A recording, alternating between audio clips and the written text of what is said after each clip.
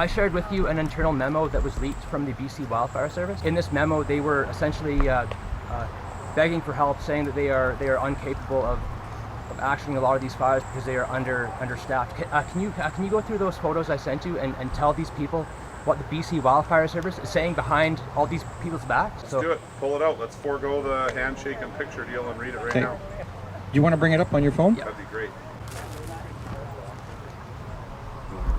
Go ahead, read the letter. What is it? BC Wildfire Update to Forest Industry. Group Teams Call, July 12th, 2021, 2 to 3 p.m. Want forestry industries to fight fires independently. BCWS does not have enough staff and would like forest industry to contact their local fire center to discuss. There's the highlighted portion of this leaked memo from the BC Wildfire Service. Action items. Person A will send out a note explaining that liability insurance coverage for equipment is covered under the umbrella of government. Same person A will send out a note on government providing upfront payments of invoices. Furthermore, the ILMA members should be prepared to engage with BCWS as soon as possible. It's shaping up to be a very scary summer in front of us. Very limited air support available, underlined, capitalized with an exclamation mark.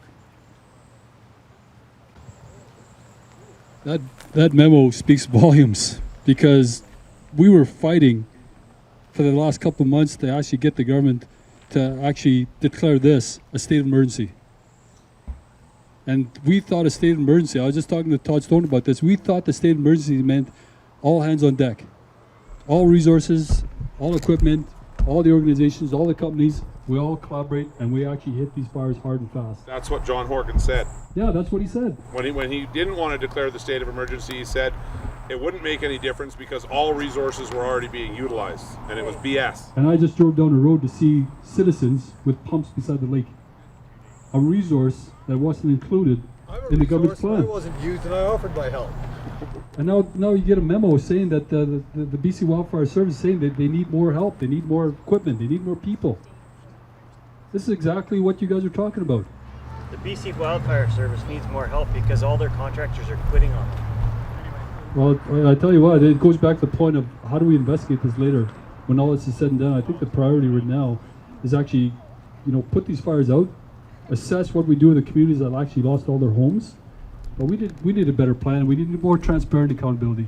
We definitely need that. I mean, that memo is, that just adds to the emotion that I'm watching just driving down the road. And I've only been here like just an hour. That's the day before the fire started. The day before this fire started. Oh my God. Okay, you know what? We'll read the memo.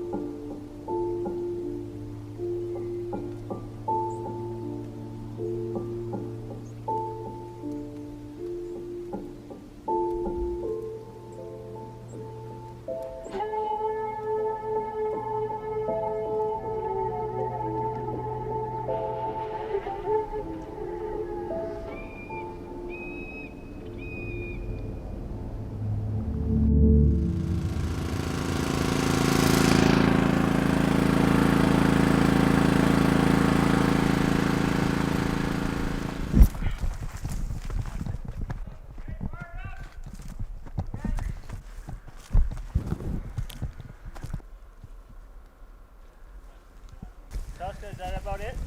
There's a little more here. I'm not sure where it's at with the water. And I got half a tank. Awesome. Well, we got the other ones right there. You can just switch over. Still want it. Wunderbar. Okay. You got the shovel? Roger that, both of them. Okay, Matt. Let's fire over to the other side. Are you blown away by the lack of response here? Yeah, a little bit. Not even a sign. Drove right into the fire zone. Like not a cop, not a sign, nothing. Just straight in. They don't seem to care a lot what's going on up here. Can you explain to me the importance of this that you're doing today? Yeah, I like where I live, and it not being on fire is really swell. It's the best answer I got for you. That's the importance of it. Like, they're working for a paycheck. We're all working to save the dream. We all live here, so this is saving us and our neighbors. No, there's other people further up. We're just moving around hitting hot spots because we're not equipped to deal with the big stuff. Go around, mop up the little stuff because there isn't no forestry here, right? It's all us. I think we're pretty low on water here, just so you know. Is that it for the water you saying? Or? Yeah, I think we got her. But man, am I ever glad we're here. Yeah, like this is. Oh yeah. Leaving this is, if the wind switches directions, I mean, I live right over the rise. So. Well, and fire goes uphill. It loves to go uphill. And if it got across here, it'd go straight up. So tell me why you feel it's so important to be staying behind and doing this. We live here. We all live here. I want to save my neighbors' homes, my own home. Yeah. When people say it's just belongings, how do you respond to that? Well, true enough, it is stuff, but there's a lot of folks up here, it's their life, right? They've worked their whole lives for this. I don't want to see anybody, God forbid, anybody lose their home, right? It's like, right now we can do something, so let's get at her, let's do it. If it gets too dangerous and it's life-threatening, okay, we got to get out of here, and we will. We have before. But right now, right where we are now, the winds are favorable, nothing's kicking up. We can take care of this stuff and stop it from spreading. That's what we're hoping, eh? So, yeah. Anyway, I'm going to carry on as soon as this pump. Good work, you guys. Yeah, thanks, man. Thank you.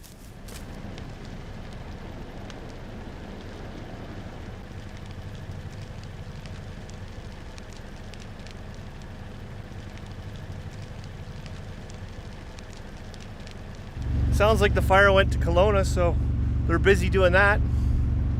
I live in Westwold. It's just this fire got out of hand and they just couldn't handle it. So, I mean, I'm glad I stuck around. Can you elaborate on the danger that's still present in this valley? Well, we just put out big spot fire over there this morning. Tom hasn't slept for 24 hours. He's trying to reload all the tanks. It's a bit overwhelming. So they're picking that up out of the lake. If you want to go take a look, it's a lot more action over there. You just take down the first driveway on the left and then go down that way to hang another left and you'll see where the lake is. And then that's where we'll all be refilling, so that's where the action is.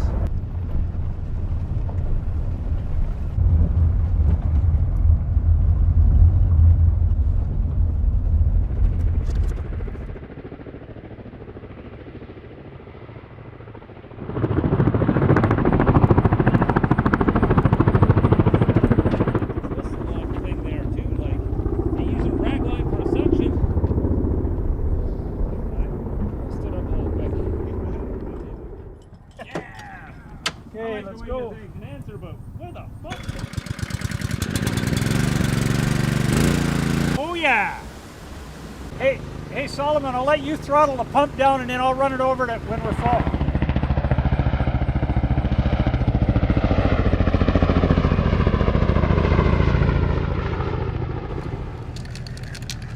I guess for me personally, I lost a house in 2017, which is right beside my current house. And the people of this province and this country and my community were really good to me. It was really humbling.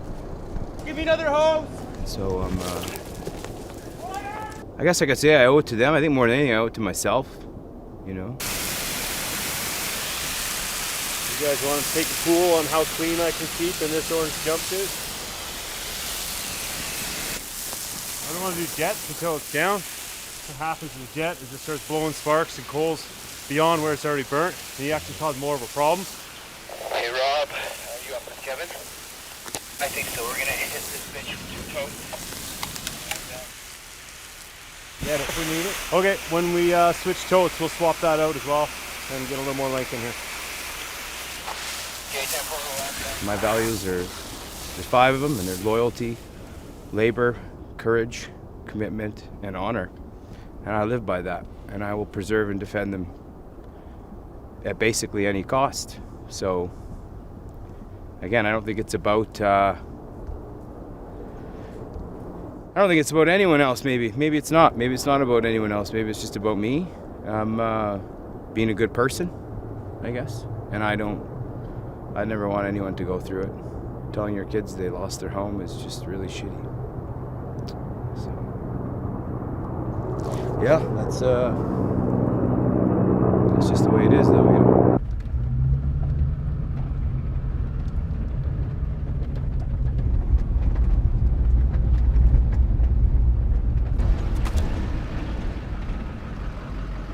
Took a long way. It's a maze around here. Yeah, there was. Okay, Rob, you want to just give me some direction as to where I'm meeting you? What's up, Simon? Well, I drove the forwarder right up into the bush here. Oh, so you just. So what we'll do is we'll pump my tanks out and then I'll back down. Okay. But we need more hose. You have forestry hose on you? I got. Or is that what Shane's bringing? 50 feet is all I got in there. The wildfire service is paying you, or? No. This is all out of our own pockets.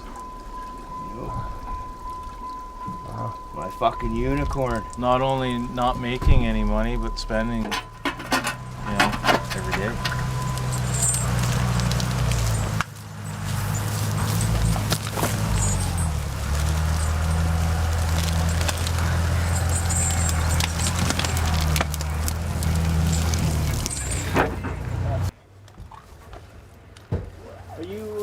Are you using both? I'm ready to go on blue. Yep. Send it. What's the scoop? Is there more pumps? Because this pump sucks. You want to swap out for one of Russ's? And I'll throw that little guy on here. Yep.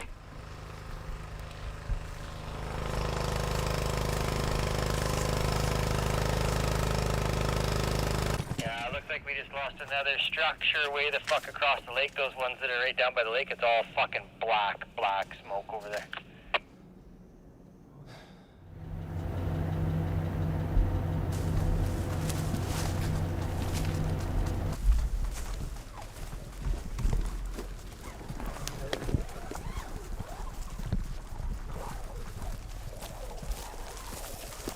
Yep, we need that when it's in flames here, so.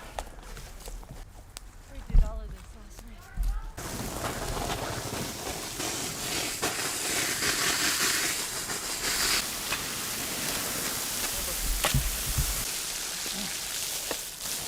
night. As you can see right over there is a wooden barn with metal roof, but there's lots of wood, lots of logs. Everything is right there. So embers from here could be a disaster. And there aren't hands to do it other than us. So that's what we're doing and have been doing. I don't even know how to say the feeling of coming in the barn the first time after.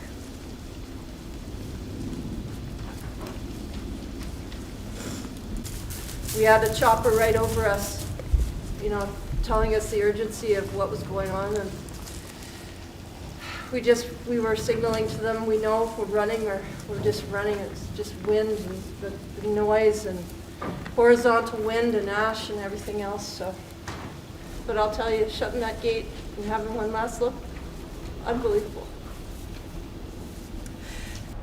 Standing on my property, been here for 30 years on Paxton Valley Road.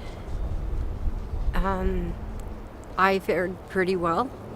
I had gravity-fed irrigation running all around the barns and down the fence line, the forest line around the house, so I'm one of the fortunate ones. We saw this coming 3 weeks ago, and everybody begged for help, and we've had no help. We haven't even had acknowledgement. We haven't had help or support since the fire. Only neighbors and locals and property owners have been doing spot fires. We're all fighting for our own. All the criticisms that people have had is just so unreal. People don't know what it's like to be farmers. They don't understand that everything that they have, everything that they worked for their whole life is here in their farms and in their animals, and all their future is in their animals. They can't take massive losses like that. And we knew long ago that we weren't going to get help. And we lost faith. And we just had to knuckle down and dig in. And that's what we've done. And now to have anyone with the nerve enough to criticize us for doing that is just unbelievable. It's just unbelievable. It's just nonstop. We go from one side of the valley, put out smoky hot spots, look across the valley, see more, drive across to that side, and repeat. That's kind of our daily routine right now. That's the problem, is that gets ripping, it'll jump to what's left and behind Sean. It's, I mean, every time I look up at the mountain and it's just scorched, it's kind of, you know, a little disheartening, but it is what it is now. So we've, you know, decided to just push forward, and that's all you can do.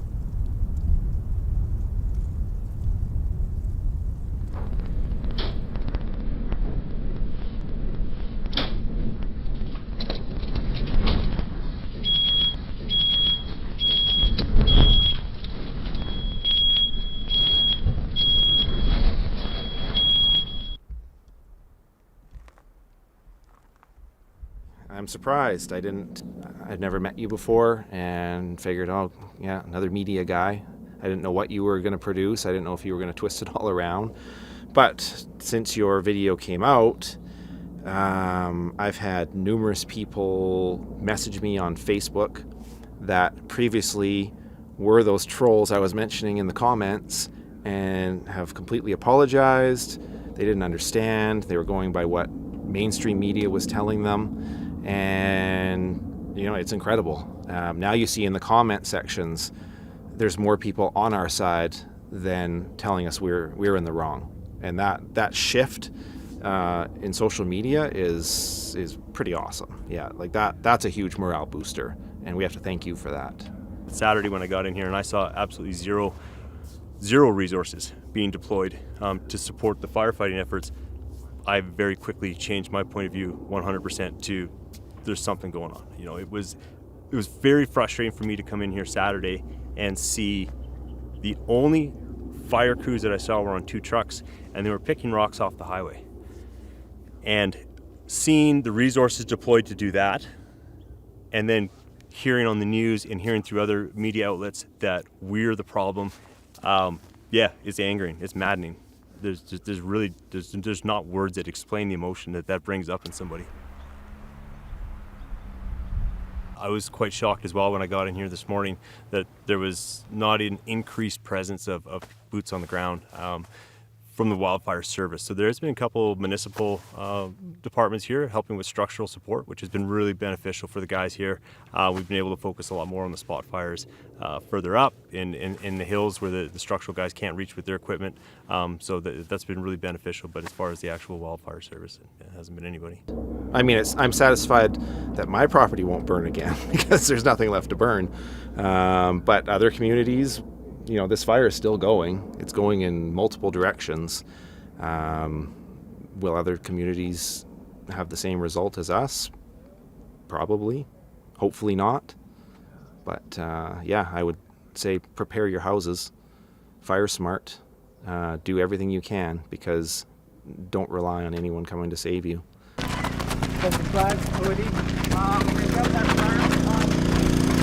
Well, we're helping out, doing the best we can, man. Just trying to get her covered.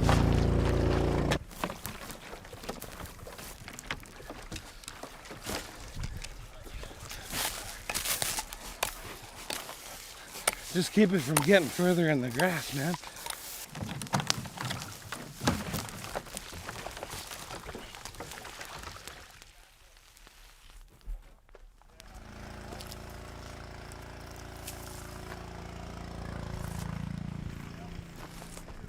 Okay, we got a little extra than that actually. Good copy, Dwayne. That's a good area. I can go up now. Yeah, you knocked down? That's only because you're showing me how to do it. Yeah. I'm allowed to make mistakes. I'm gonna make you redo it. Only one a day. Terrible. That's a horrible one. Yeah. Yeah, well, we haven't seen too many red shirts, to be honest with you. They seem to be driving by, not even throwing us out a hose, saying, hey, bud, you guys need a hose or anything to help you? What can we do to help you? No, we haven't seen none of that. We've been doing it all on our own. We've been scrambling throughout the farmers and throughout the community to grab hoses and what we can. If we didn't have my 2 water trucks on this crew, we would have lost it. It would have jumped the garden. It would have been gone. It would have been ugly. And it's not over, you know what I mean? We're gonna have a quick bite to eat and we're getting right back at her for the night shift. And it seems like every day we wake up here and things just seem to get harder for us. You know, it's we are getting them more help and this and that, but it's every single day seems to be a challenge. And you know, I'm be happy when it's over. That's for sure. Thank you for what you're doing. Nobody would be knowing about this. No. Wow. There's enough of them. Poor guy that came up to me that watched his house burn down. He was trying to protect it. He had no experience. He just got a hose, a pump, and he tried to do what he could. Now, how many people left, and how many people tried to stay and fight? You got tanks. Oh yeah. How do you walk away when you know you've tried everything you could to get government here? How do you walk away?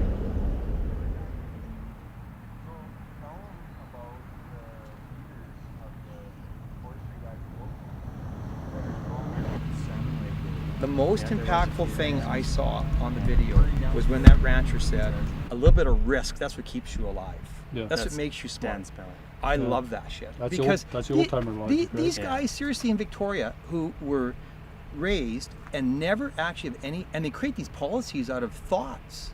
Out of nothing. Liability. Risk and liability. Yeah, risk and liability. Right. You've never been there. You don't, it's easy just to say leave and let everything burn up. You don't know shit. You've never been in the bush. You've never spent the night in the bush. I don't think he's that guy, but I don't think he's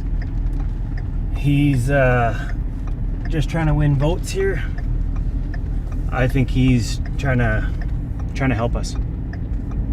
Yeah, it seems like he's the kind of guy who's invested in BC and he wants us to succeed, right? So it takes people and it takes community. If he burns us, so to speak, I mean, sorry for the pun, yeah.